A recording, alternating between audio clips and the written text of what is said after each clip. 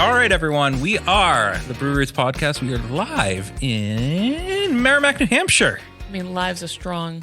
Well, we're live right now in this current moment, but this will be pre-recorded, and you guys will hear all the wonderful work that sound guy Ryan does, and it's going to sound amazing for your ear holes. It'll sound like you were live. Yeah, you'll actually feel like you were here. We're doing an immersive technology thing that Ryan got. It's crazy. Yeah. Thank you for getting it for us. Great job, Ryan. You're welcome. Yeah, it's called Sound Guy Ryan Immersive Technology. Trademark. SGRIT. Yeah. Patent pending, but Great. I don't like it. So what brewery at? So where are we today? Yeah. We are at Able Ebenezer. You You said say, that? is that how That's I true. say No, you it? got Okay, it. You got okay, it great. right. Yeah. Yeah. No, I Nailed feel it. like I'm trying to give my email to a customer service rep, and they're like, Able Ebenezer. Yeah. You're just like, all right. Yeah. Yeah. Sure. Close. Able Ebenezer. You got Close it. enough. Yeah. What can you?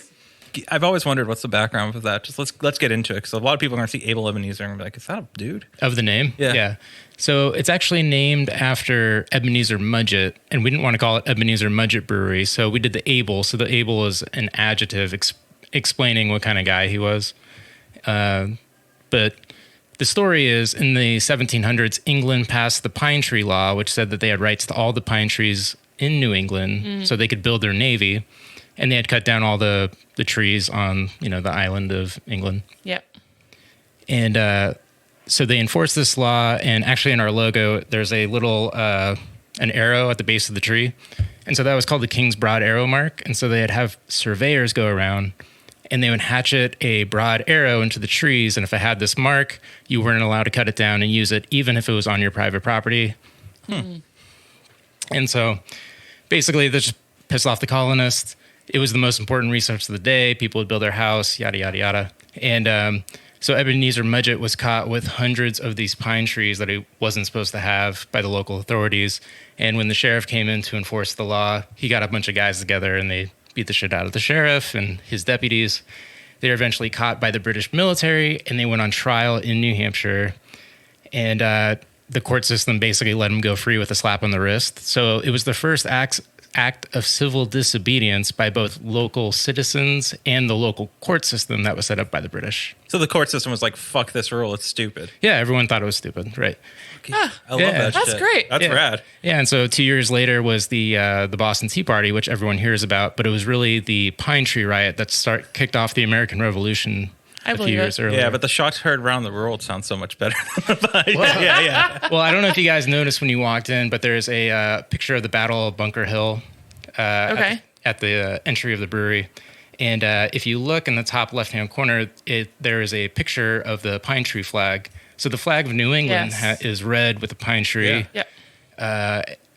What else? The Bunker Hill flag is a blue flag with a pine tree. Washington's first Navy flag is the Appeal to Heaven, the white one with the pine tree. So pine trees are the most widely used symbol of a rebellion during the American Revolution. Huh. Dun, dun, And it started in the backwoods of New Hampshire. I love that. Yeah, but all the scholars Interesting. lived in Boston, so that's why you hear about tea. Yeah. That makes sense. Oh, man. Yeah, so, My public school education has failed me. yeah, definitely. Well, Well, you guys know the motto of New Hampshire. It's live free or die. yeah. And not being from New Hampshire, me or my business partner, Carl, we didn't want to make a pun off of that like a lot of people do. We wanted a story which represents what that actually means. Yeah. Yeah. So being a person of ability like Ebenezer Mudgett. Yeah. I like it. It's. Tell me how you got here from California. You're originally from California. Yeah. So originally from California, Also, why don't you introduce yourself and your role? Yeah. Sorry. give me another story. Yeah, let's set up the scene. Give Let's me set a up the story scene. time. Yeah.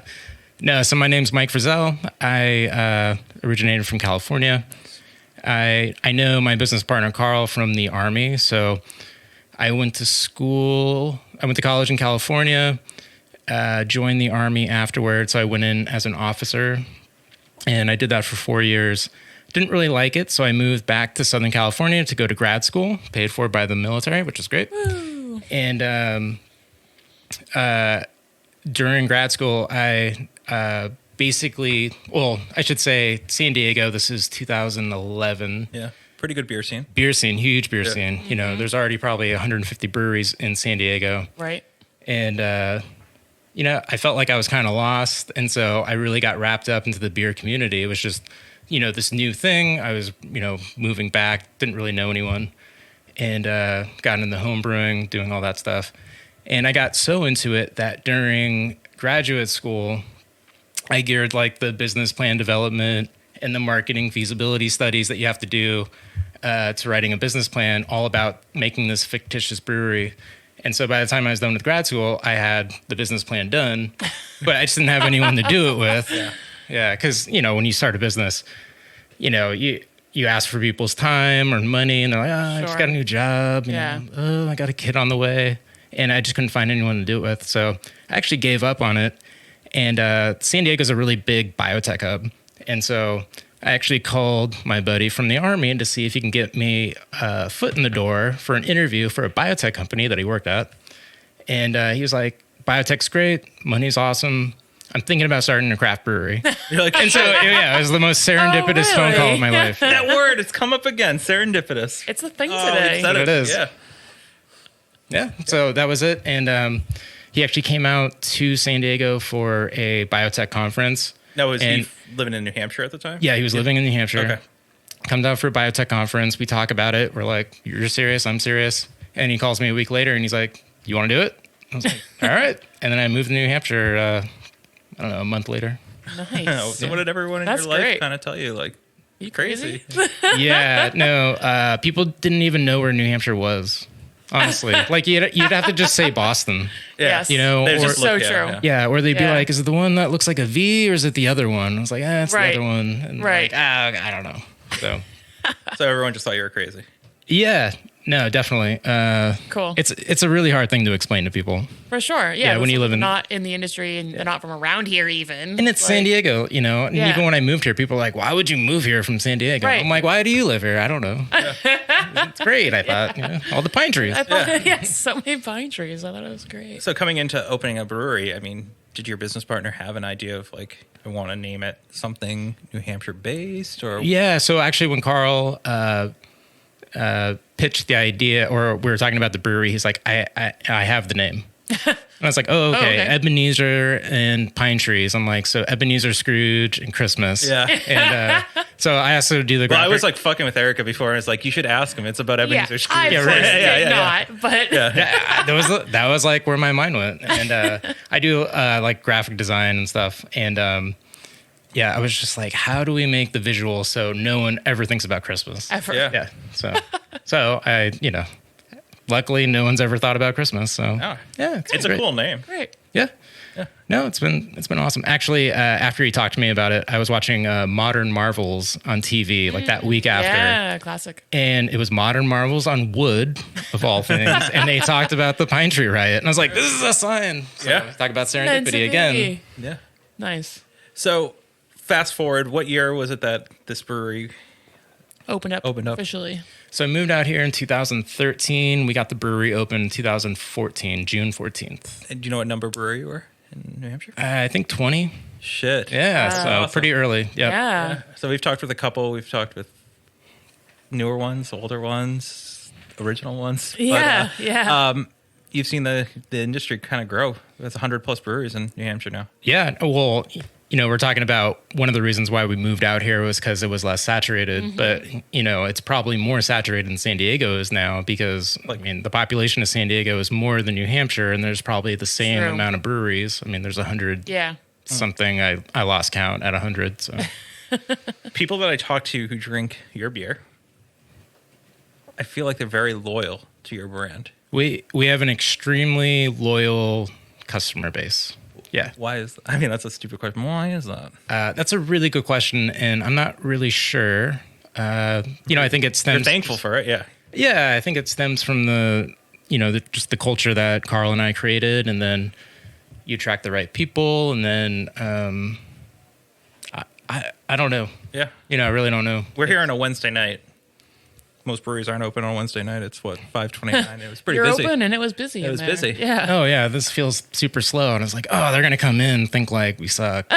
I mean, Not like, at all. Given it did rain today, and it's like 30 degrees. So. yeah. Yeah, I mean, no, but it's some of the breweries great. aren't even open in Yeah. Massachusetts on this day. No, I Yeah. mean we're open every day, and we try to just be that place you can go to. It's very a cheers atmosphere. The way it's set up, I remember in San Diego, I used to always go to coffee shops, to do homework or, all that kind of, and, I just didn't want to like go home. I really like embrace the community.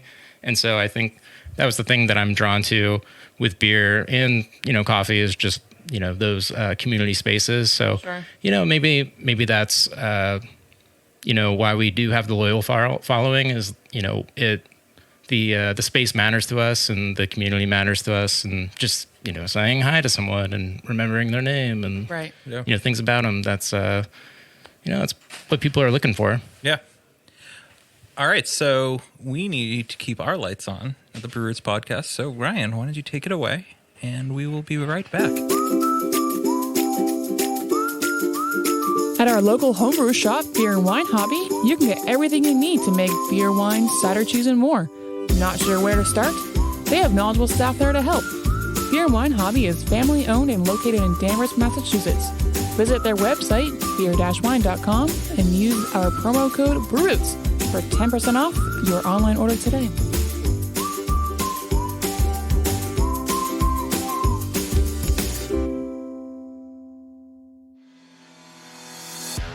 Shirts on Tap is the box subscription service for craft beer lovers. Each month, Shirts on Tap partners up with 7 different breweries from across the country and collaborates on a sweet custom shirt design. We've been teamed up with Shirts on Tap since the inception of the podcast and are proud to announce a new promo code for all of our listeners. To get your first shirt for $5 off, go to the link in our description below and use the promo code. And remember, drink better beer, wear better shirts.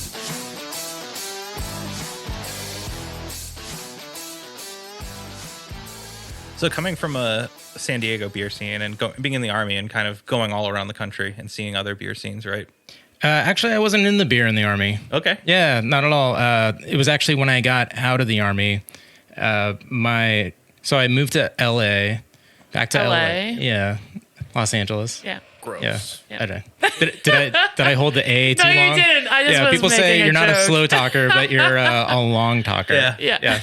Like, some people say right, and I'm like right. Right. Yeah. Yeah. So I was in LA, and I had applied to San Diego State for graduate school. Hadn't gotten in yet, but a friend of mine had moved to San Diego, and we split the difference. And he took me to Stone Brewery in Escondido. Yep. Which is northern San Diego County, for those that know. And I just fell in love with Stone Brewery, like the original brewery. It's gorgeous. It's in an industrial park, but there's walking beer gardens and beautiful fire pits and slanted glass and the whole thing. Like somewhere you'd get married. And I was just infatuated, and so then that's when I really started getting in the beer and traveling around the brewery scene in San Diego and. Yeah. So did you borrow from any of that San Diego scene to be like, I want to bring that to New Hampshire?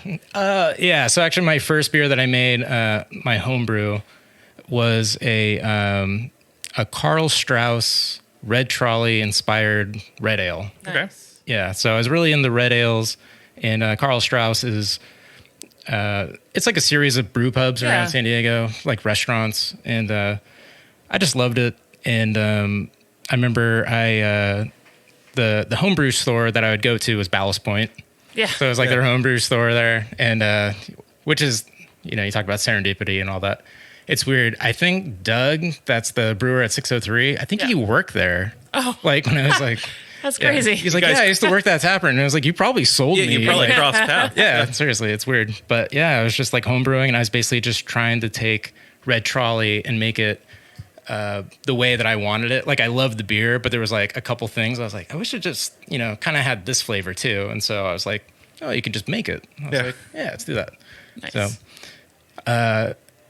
So I took that. So we have an Auburn Red Ale. It's actually on tap right now. But when we first opened, it was going to be the flagship beer. And it just turns out like red ales are the unsexiest style. Like no one cares. Even in 2014, yeah. Yeah. And it's like every time people are like, oh, that's my favorite one. I'm like, No, that's it's great. not. No one buys it. So, but it's actually sort of making a comeback. I was like, red IPAs are kind of a thing right now. Like, Yeah, we've very actually had to make it small, but- again this year. Yeah. Like normally we just do it one time and we've had to bring it back. So Crazy. yeah, it's good. What? Oh, yeah. I was gonna say, so do you have any flagships then that you still carry, or? Yeah, so we do. So actually the one that took off, it's called Burn the Ships. And it's our shirt Cherrywood Smoked IPA. Ooh, yum. And when I first moved to New Hampshire, I moved into Carl's 1-bedroom cabin in the woods. Sketchy. Yeah, and he had built a brewing system. Yeah, I was like, what was I thinking? Yeah, right. Makes total sense. Your loved ones and friends must have really Yeah. been. My friends were Supportive. My friends were idiots. Yeah. Of course, this makes sense, guys. So I moved to New Hampshire. I'm in Carl's cabin, and I'm like, let's just start brewing. Like, what else are we gonna do? We're in a Exactly. cabin in the woods. Yeah.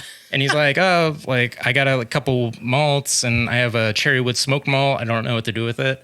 And he came up with the idea. He's like, no one has a Cherrywood smoked IPA, and I was like, all right. You're right. Yeah. And I found out for a reason. I was like, Yeah, so about 9 tries later, every time reducing the amount of smoked malt in half, we finally got a usable beer that just tasted great.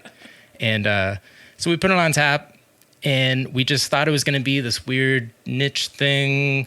A couple Yeah. people might like it, and it just took off. We're the largest self-distributing brewery in New Hampshire, and restaurants would just come in, like owners and managers and chefs, and they'd be like, no, we want this one. How come you guys don't sell us this one? And then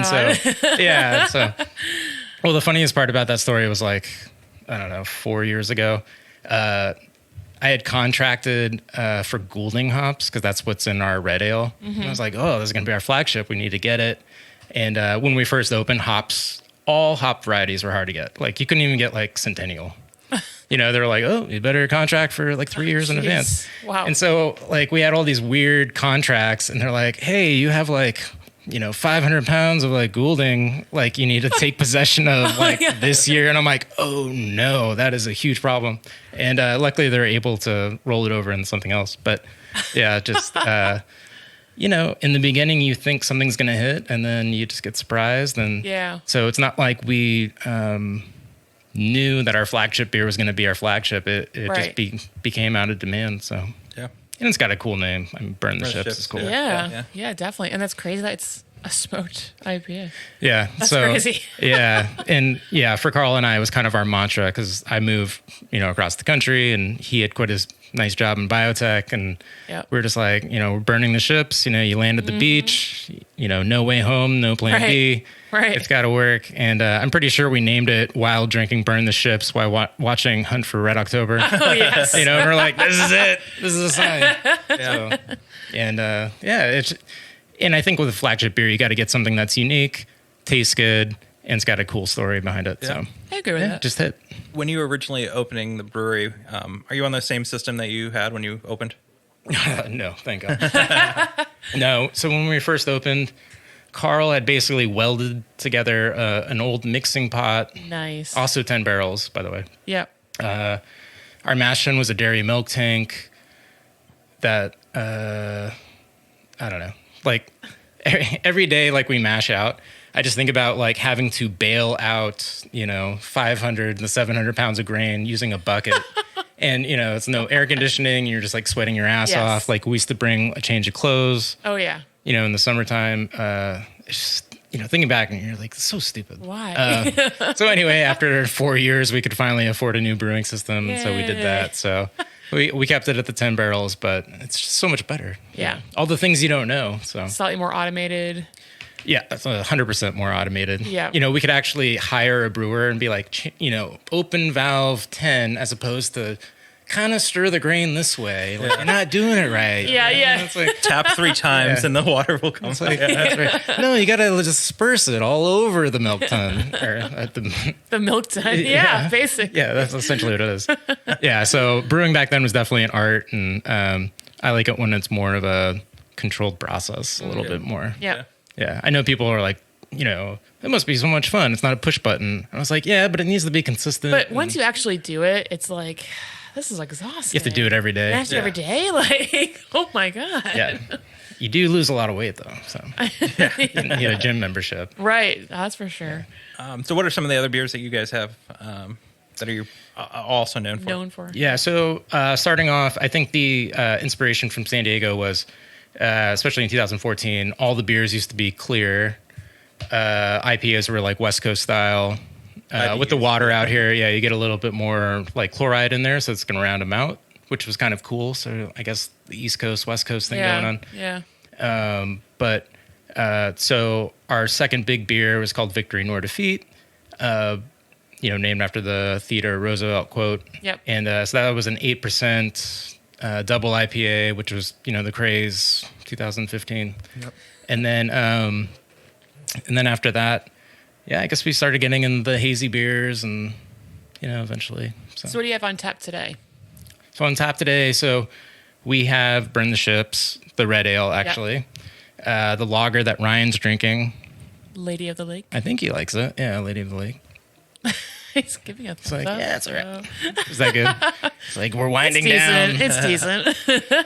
It's very good. Oh, thanks. Appreciate it. It's different. Yeah. Good. Would you say it's New England-esque? It's like if New England met a Kolsch. Oh, okay. Nice. Sure. He's like, I hate that Cool. description. No. Yeah, right. Kolsch. I hate Kolsch. No, I'm just kidding. No, so we make it on the hot side like we do our New England IPA. So we'll drop the kettle temperature. We'll add more whirlpool hops to it, and so you're getting the flavor from the hops. And then, it's 4.2%. So yeah, the idea was really just trying to get as much flavor as you can without sacrificing, for bitterness, that you get from the hops. Obviously, if you're boiling it, or when you go the lower ABV, you're not getting a lot of backbone from the malt. So Yeah. we're trying to find the sweet spot. Yeah. So we actually made it several different times with different hops. And when you're doing like a one hop in something so light, everything comes through and, sometimes you get a good flavor, but the smell's not right. Sometimes, Right. The smell, because obviously that much whirlpool hops, it is going to have a smell. Yep. I remember I just stumbled across Triumph hops. And so that's what goes in this one. And Triumph is pretty cool. it is a cool hop. Yeah. No, for sure. Yeah. It's kind of nice. First starting out, I don't think there was that selection of hops that you have God, nowadays. no. So Yeah, now there's like unnamed species that are being tested. And yeah, we actually, another brew that we have on tap is a Veterans Blend.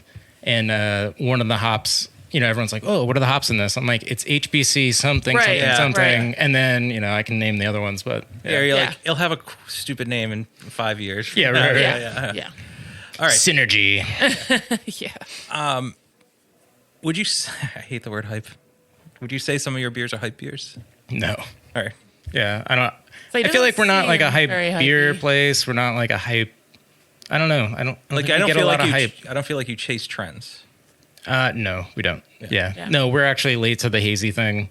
It's just a matter of finding things that you like and then trying to replicate in your own way, which is, Yeah. something that serves you well. But looking back as a business, we were probably too late on the hazy thing, because then people start going to different breweries, and then by the time you make it, they're like, oh, like I have my other brewery that I go to, For those for that. beers, Exactly. yeah. And Yep. I come here if I want your, smoked IPA. But maybe Yeah. that's a good thing. You're not known for your. I'm not too worried about it. Yeah. I mean, we sell everything we make, so it's Seems like you're doing all right. Yeah. yeah, exactly. So, and I stay off all the online forums and stuff like that. Smart. So Yeah. I try not to get too caught up in No. Don't do and all that. Yeah, it's no fun. Not recommended. Yeah. Which is probably like why we have such a good customer base, because I'd rather just work the tap room once a week and just say hi to everyone and Yeah. see how they're doing and get the real time feedback. And Yeah. That's Definitely. huge. it's a good way to do it. You can just It is. ask people in real life. What? Yeah. You can do that? Yeah. That's crazy. We don't need about this. I can change it. Hey guys, if you don't like it, I could totally go back there and change it right now. Yeah, right now. You don't like this beer? I'll fix it for you right now. Here you go. Hey Dan, I changed it the way you said it. How do you like it? Oh, I don't know. It's so much better. Yeah, exactly. Cool. So and people like that. Feel heard. So I want to get into New Hampshire laws, Oh, yeah, sure. but we're going to go to a message from our friends and sponsors and best friends. And This is sponsored by the TTB of New Hampshire. yeah, definitely not. Probably not. Probably not. We're pretty critical of those rules. So hey, take it away. Are you a solo artist, band, podcaster, or anyone else who needs recording services? Well, we got a place for you where your vision can become a reality. Welcome to Small Pond Studios, built by hand with heart and sweat equity by musicians for musicians. Go to smallpondstudios.io to reach out to get more information. And make sure you let them know that Brew sent you.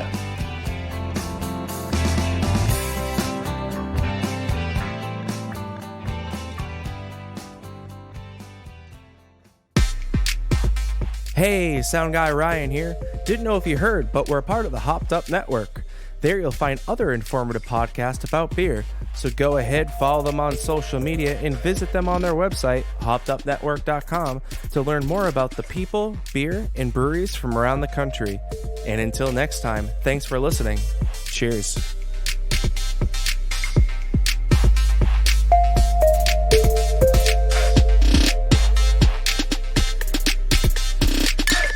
Rules in New Hampshire. Yeah, I thought there were no rules. Live free or die. Right? Yeah. Able Ebenezer. Like, there's so many. What license do you guys have here? You're not a beverage manufacturer. Are No, you? we're not. Otherwise, we'd probably do like craft cocktails. I feel like those are cooler than seltzers, but or ciders. You know, one of the drawbacks of that is, you know, you get people that don't drink beer, Gluten intolerant, yeah. gluten intolerant. You know, obviously you want to cater to those people, but like if you can't do it, you can't do it. So, but yeah, we are a nano brewery plus. Okay. So we started off as a nano brewery. And so when we first opened, we could only do tasters, which is ridiculous. Yep. You know, because people would be like, can I just get a flight of the same beer? All right. Yeah. And we're like, not legally, but sure. And then, so we ended up going nano brewery plus, which is technically a restaurant, but you're not a brew pub. And so you have to have food available, but there's no requirement of how much food you have to sell. Okay. So, Or what you sell. yeah, you know, there's a lot of gray areas and, you know, What is your food? I'm an avid reader and I interpret it just like they do. So we have some frozen pizza available if you want it. Yeah. Cool. Yeah, that's it. That's Great. it. I love it. Yeah, so And you have a 2-pint limit as well? no, that's only beverage manufacturer. Okay. So as long as you have So you food available, don't. you can do whatever you want. Nice. Yeah, as long plus. as you make it here, then you're good. You can't bring anyone else in. And then, like I said, you can't do cider, which is considered a wine. Right. Such a weird Yeah. gray area too. With Yeah. Makes no sense. But you know, I have learned that laws are not for understanding. They're in for interpretation. They're there for interpretation, and the people that enforce them are not there to enforce them. Well, they enforce them to their interpretation. Right. And, yeah. Right. So, yeah. Actually, when we first opened, I was like industrial park. Open the garage door like we have. Yeah. Food truck shows up. Everyone's happy. That's like the San Diego way, right? Right.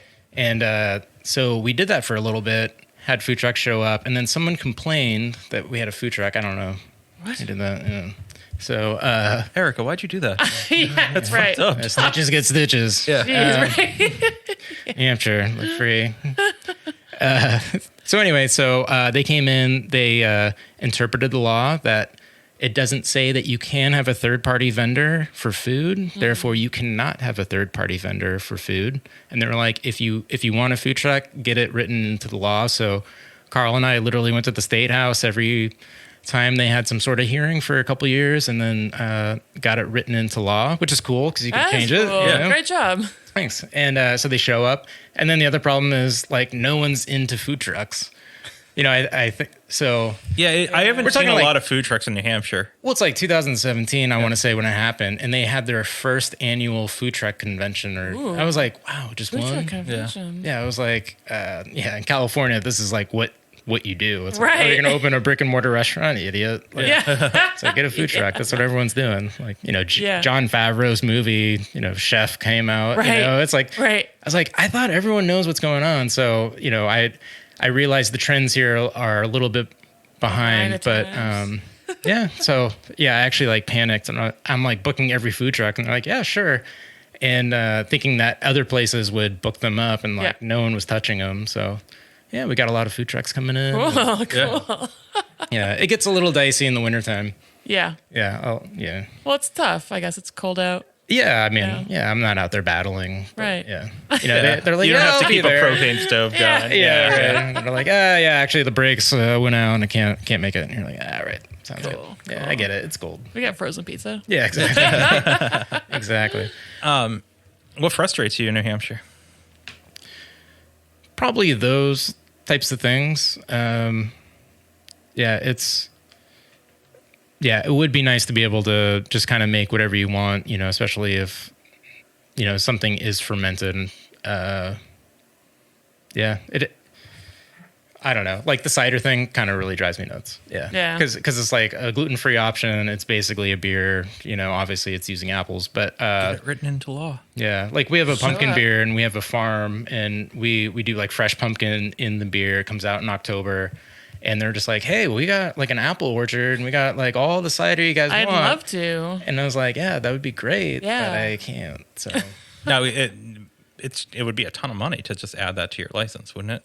Or you'd become a beverage manufacturer. it's not a ton, but then I think that tasting room has to become like a separate entity sort of. And then, and then the 2-pint limit. And then how does that get enforced? And then, It's a whole separate space. And and it's open to interpretation. You know, things are always Exactly. anything open to The whole interpretation. thing. Yeah. So there's something about just being comfortable with what you have versus do you want to go down that road and see, you know, what the new problems are? Because it's kind of like when your favorite restaurant expands. It's like, it's never the same. yeah, right. Yeah. If there's anything I learned about the laws is anytime you think you're getting a better deal, there's going to be some sort of You're not. fine print that you messed up. And you're going to have to learn the hard way. Yeah. Are you guys still 100% self-distro? Yep. Yeah. So we have 2 full-time drivers. We have 2 trucks, and All over the state? we do about an hour and a half from the brewery. Yeah, after that, it gets pretty tough. But it was actually very useful during the pandemic. When everything closed down, St. Patrick's Day, we essentially just took our software instead of putting in restaurants. Well, I should say New Hampshire put in a emergency law that said you could home deliver beer.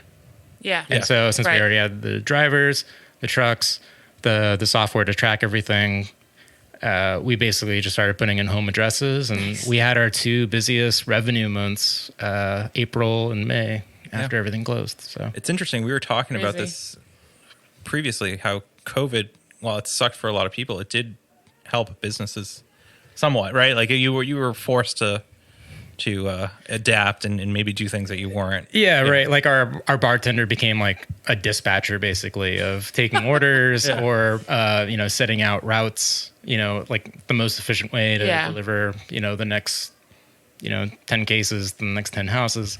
And so everyone adapted a little bit, but we got through. We didn't have to lay anyone off. No one had to take unemployment. So, Yeah. it worked.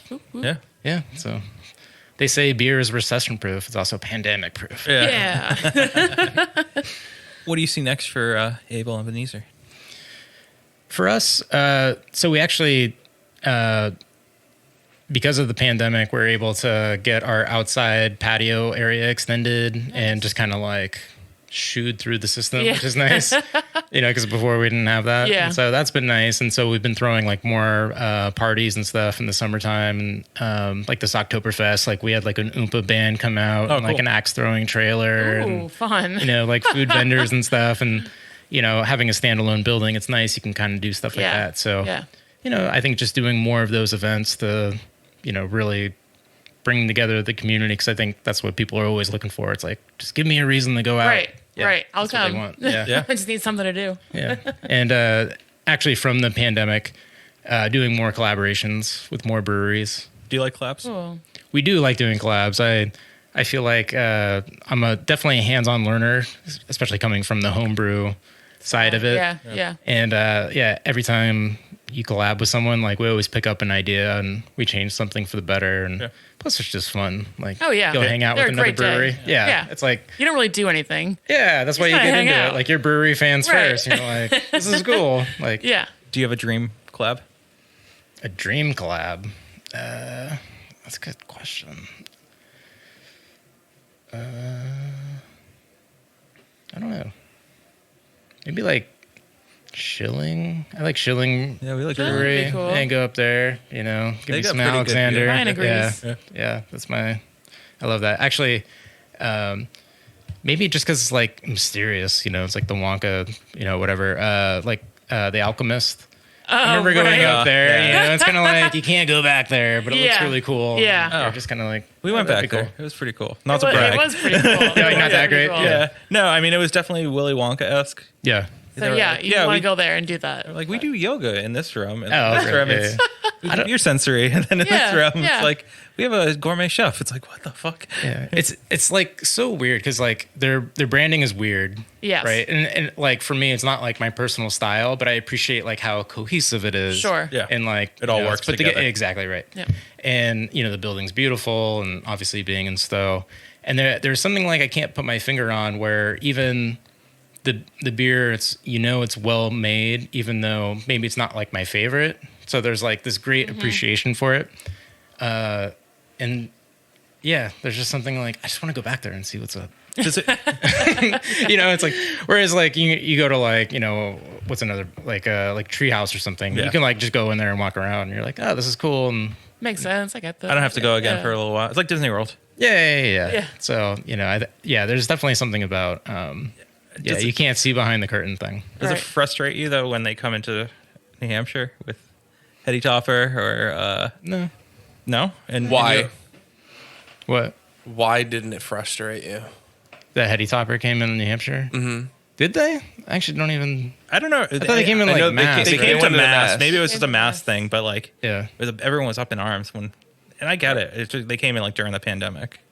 Yeah, like if they came into New Hampshire during the pandemic, No. how would you feel about that? Well, so I'm kind of like thinking back to like every time a brewery comes in. So the big thing was New Belgium, Fat Tire coming Yeah. in. That was like all the craze. Yeah. But then as soon as you can get it, then that curtain kind of gets The pulled allure. back a little bit. Yeah. And so I think there's, Like the cream rises to the top kind of thing. Yeah, but that wasn't in a moment where businesses needed any dollar they could get, right? Well, we're going back into controversies now. Yeah. What do you mean? You think the controversy. Alchemist made a poor decision? Or- Well, I mean, they I told think they made a us. business decision. Yeah, they I made don't a know if that's business poor decision, yeah. right? And they told us they wouldn't go outside the state of Vermont. oh, okay. They would serve Vermont first and always Vermont. Yeah. Except for like Gillette Stadium, right? Oh, okay. I see what you're saying. Yeah. You know, they said, no, we'll never do that because we want you guys to come here. Experience. Awesome. Right, I right. totally agree with that. But then when all these breweries, especially small businesses, just so you know, think of it as a small business, they needed the extra cash Yeah. because all of their tap room was gone, essentially. You know, a lot of the places where they were making the dough was convenience stores, packy stores, etc., which Right. you're not getting 100% of that cut if Right. you're not self-distro. Right. And then you have someone like that come through and you know that pretty much everyone's going to go get that beer, Yeah. right? Yeah. Because it's the hype. You know, why wouldn't you? Right. You know, now I don't have to drive to Vermont. Hell yeah. Yeah. I mean, You know? for the Alchemist, obviously they must have taken a hit if Makes they had sense, to change, right? their thing. But I mean, they also have to take care of their people, and I feel like the biggest stress of my job is making sure I'm paying payroll and I'm keeping people employed because. I'm sure the Alchemist is the same way where it's Yeah. like you got this little Yeah. family of people and people have Yeah. kids and they're married and they got car payments and They're relying on you. I don't They got agree their with own thing, they're anything relying I on just you. said, Oh, but okay, I yeah, was yeah. being like the devil's advocate, right? Oh yeah. No, Yeah. so I think people are just doing what they have to do, and things like that happen all the time in business, though. Like Yeah, you Thirsty pivot. Moose Yeah. opened up down the hill, literally, and so it's like that doesn't help, the tap room in a Right. Yeah. 80 tap beer bar that has TV and a full kitchen. opens up Yeah. down the road. Yeah. That happens to be their busiest store or restaurant. And so, but it forces you to be a little bit better at what you're doing. So, it's just the name of the game. And no, I don't really blame anyone for doing that. And No. you just got to make better stuff, I guess. Yeah. You need to be better. You need to be better. That's right. Yeah. Cool. So, You need to be better. moral of the story. Yeah. That's right. Always getting better. Yeah. So we want our listeners to come here, the tap room. Yeah. This place Not right thirsty here. mood. Yeah. Oh, come on. No, you can go. I mean, we said beer there. I don't want to generalize that. Yeah. Exactly. Yeah. Go both places. Come here first. Yeah, go here first. Exactly. Yeah. Find something you like. Where are you physically located? Physically located 31 Columbia Circle, Merrimack, New Hampshire. You're the only brewery in Merrimack, right? Anheuser-Busch. Sorry, you talk about people getting confused. Yeah, I own a brewery in Merrimack. They're like, Anheuser-Busch? Yeah, you should be. Yep. That's me. Yes. Yes. I'm August 4th of Busch. You want to ride one of the Clydesdales? Yeah. Exactly. Yeah, so You guys going to collab with them anytime soon? I wish. They've actually been great. I mean, they've like sold us hops before. Oh, really? Yeah, like in a pinch. I'm like, hey, That's I need awesome. like 100 pounds of Galaxy. And they're like, yeah, sure, come on down. What are they using Galaxy for over there? Oh, they're making a ton of stuff now. They, True. Yeah, they put in- contracting for other places. No, they own a shit. Well, Yeah, that's what I mean. right. I think Yeah, they make like they do. what, Space Dust or Zombie something or Yeah, true. Oh, for Metric Yeah. ton as the specific term. they're doing like Blue Point down there, Goose Island now. Okay. Yeah. Yeah. Okay. So they're using lot. Galaxy. I don't know where they brew all those things, So They probably just picked it off their farm. Like, yeah, we just have it. We don't even Yeah. use it. Yeah. That's right. We bought it to actually raise the price. The smaller brewers, we're the beers of Galaxy. Yeah, so we want people to come to the tap room and enjoy what you guys are doing. I think you're open 7 days a week. 7 days a week. Yeah. that's awesome. Yeah, That's so- crazy. Yeah, well, Crazy Mondays cool. you can't close on Monday Night Football, and then Right. Sundays it's and then I mean we're here all day anyway, delivering beer or making beer, so it's easy just to have someone jump on. And Are you turning double brew days? Like, are you? Are you brewing every day? Yeah. no, Good for you. we're not. Good. Yeah, so Yeah. we try to still have fun. So no, we don't do the 2 shifts. But we'll brew 3 to 4 days a week, and then Clean just the rest. package, Monday and Friday, and Yeah. that's what we do. Well, thank you for doing this today. Yeah, thanks evening. for making the trip. No problem. Nope. Appreciate it. Well, this concludes our New Hampshire trips. Until next time. Until next time, I love New Hampshire. We're coming back. Yeah. It's not like We'll be back. concluding. Yeah. We'll always be back. Ryan and I live closer to New Hampshire than we do to Boston, so we're definitely So be yeah. And you do too, actually. Yeah, I kind of do actually. Yeah. Cool. Well, thank you. Yeah. Cheers. Cheers. Cheers.